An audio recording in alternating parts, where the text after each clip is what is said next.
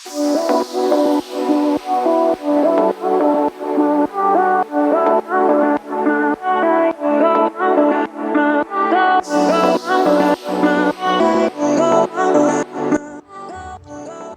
di sini akan membahas tentang lingkungan hidup dan pelestariannya.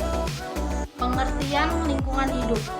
Lingkungan hidup adalah kesatuan ruang dengan semua benda, daya, keadaan, dan makhluk hidup, termasuk manusia dan perilakunya, yang mempengaruhi alam itu sendiri, kelangsungan, peri kehidupan, dan kesejahteraan manusia, serta makhluk hidup lainnya. Pada lingkungan sekitar kita, terdapat banyak unit-unit yang merupakan tata kesatuan yang saling berkaitan antara satu dengan unit yang lainnya. Kesatuan tersebut dikenal dengan sebutan ekosistem.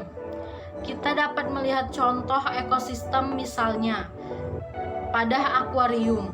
Kalau kita perhatikan akuarium, terdiri dari ruangan yang berisi air, batuan atau kerikil, lumut dan tidak ketinggalan ikannya.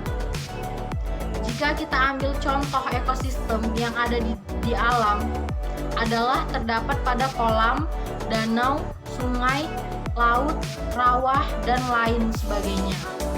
Contoh-contoh tersebut adalah merupakan contoh dari ekosistem perairan.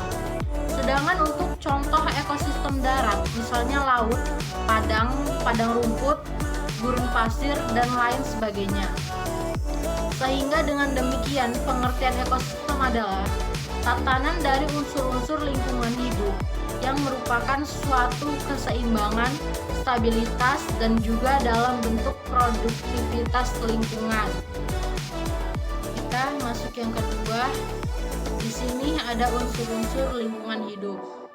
Lingkungan hidup memiliki beberapa unsur yang saling berkaitan antara unsur yang satu dengan unsur yang lainnya.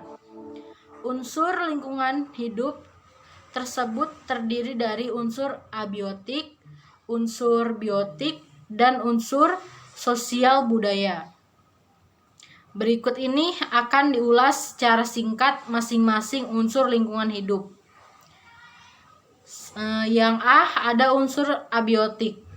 Unsur abiotik dikenal juga dengan sebutan unsur fisik. Pengertian unsur abiotik adalah merupakan unsur lingkungan hidup yang terdiri dari benda-benda tak hidup. Contoh unsur abiotik adalah tanah, air, atmosfer, sinar matahari, batu, dan lain sebagainya. Yang B, ada unsur biotik. Pengertian unsur biotik adalah merupakan unsur lingkungan hidup yang terdiri atas makhluk hidup seperti manusia, hewan, tumbuhan, dan juga jasad renik. Unsur-unsur biotik tersebut antara yang satu dengan yang lain saling berhubungan. Tumbuhan mendapatkan unsur hara yang berasal dari jasad renik. Tumbuhan akan dikonsumsi oleh hewan atau manusia. Dan kemudian hewan dan manusia diuraikan oleh jasad renik menjadi unsur hara. Siklus ini akan berlangsung secara terus-menerus. Pengelompokan komponen biotik menurut fungsinya dibedakan menjadi 3 kelompok utama, antara lain menjadi kelompok produsen, konsumen, dan pengurai. Di sini yang pertama, kelompok produsen. Pengertiannya adalah merupakan organisme yang membuat makanannya sendiri untuk keperluan dirinya sendiri maupun untuk organisme lain. Kelompok produsen terdiri atas tumbuhan hijau. Nah, itu yang pertama. Dan yang kedua, kelompok konsumen. Pengertiannya adalah merupakan kelompok organisme yang menggunakan bahan makanan yang dibuat oleh kelompok produsen. Dalam kelompok konsumen adalah hewan dan manusia. Yang ketiga ada kelompok pengurai atau decomposer, adalah merupakan organisme yang memiliki peran untuk menguraikan sisa-sisa atau makhluk hidup yang telah mati. Yang termasuk di dalam kelompok pengurai adalah bakteri dan jamur. Di sini yang C, unsur sosial budaya. Unsur sosial budaya adalah merupakan lingkungan sosial dan budaya dibuat oleh manusia yang merupakan sistem nilai, gagasan, dan juga keyakinan dalam berperilaku manusia sebagai makhluk sosial. Contoh unsur sosial budaya yang berwujud fasilitas fisik misalnya seperti masjid, kantor, pabrik, dan sebagainya. Di sini ada pula arti penting lingkungan bagi kehidupan. Lingkungan bagi manusia mempunyai peran penting, sebab kita memperoleh yang dibutuhkan dari lingkungan hidup, sehingga kita harus melakukan pelestarian lingkungan. Dalam memanfaatkannya dibutuhkan kemauan dan kemampuan dari yang paling sederhana sampai dengan kemampuan yang membutuhkan teknologi.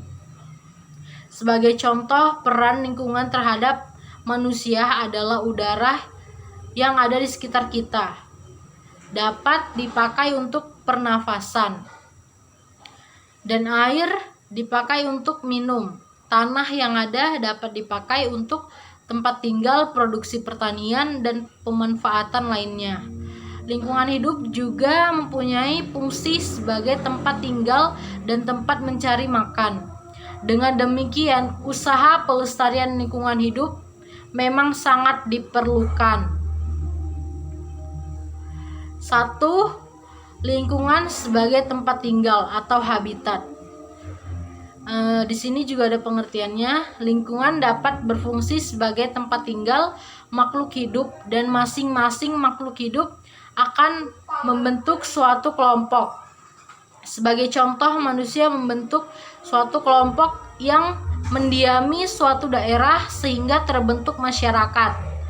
Dengan demikian, antara individu dan terjadi intelektual sosial, serta dapat berkembang biak untuk melanjutkan keturunannya. Tingkatan kelompok makhluk hidup pada suatu wilayah terdiri dari individu, populasi, komunitas, dan juga ekosistem. Nah, di sini yang kedua, lingkungan sebagai tempat mencari makan atau niche. Lingkungan menyediakan hal-hal yang dibutuhkan untuk pemenuhan kebutuhan hidupnya. Salah satunya adalah pemenuhan kebutuhan akan makan.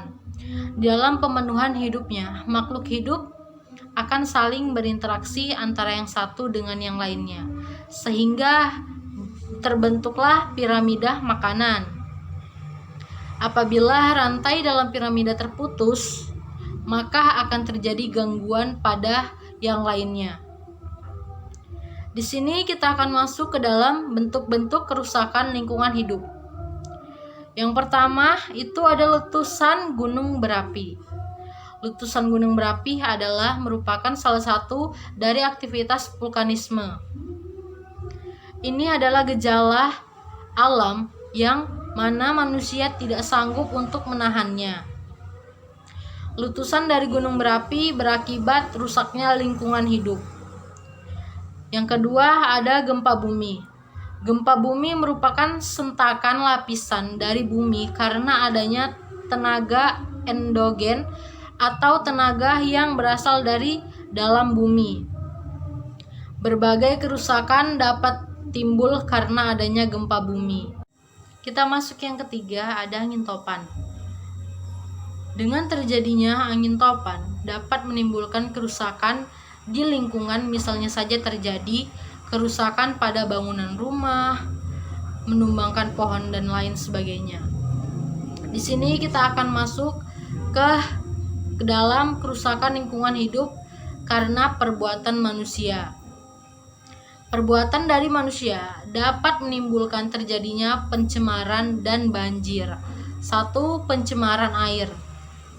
pembuangan sisa dari pupuk dan pestisida, deterjen setelah mencuci, sisa obat-obatan, dan bahan kimia di sembarang tempat dapat menyebabkan terjadinya pencemaran air. Jika penyebab air menjadi tercemar tersebut masuk ke dalam sumur, saluran air minum, sungai akan menimbulkan pencemaran air. Selain itu, penyebab terjadinya pencemaran air dapat pula disebabkan karena terjadinya musibah. Sebagai contoh, kapal tanker yang memuat minyak meledak di laut, sehingga minyak yang tumpah akan mencemari air laut. Dan yang kedua, ada pencemaran tanah. Perbuatan manusia yang dapat menimbulkan terjadinya pencemaran tanah antara lain membuang plastik bekas pembungkus, membuang kaleng bekas, membuang botol kaca, dan lain sebagainya. Barang-barang tersebut terjadi pencemaran tanah karena sulit untuk diuraikan oleh bakteri pembusuk. Teman-teman semua dapat mencari sendiri kegiatan manusia yang dapat menyebabkan pencemaran tanah yang lainnya. Tanah yang telah mengalami pencemaran akan mengurangi kesuburan dari tanah yang bersangkutan.